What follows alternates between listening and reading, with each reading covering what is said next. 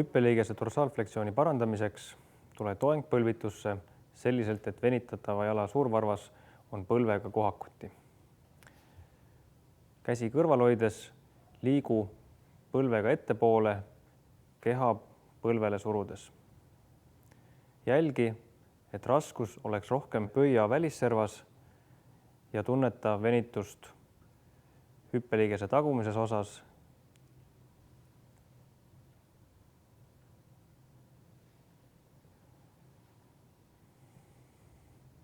Suurenda survet keharaskust põlvele kandes.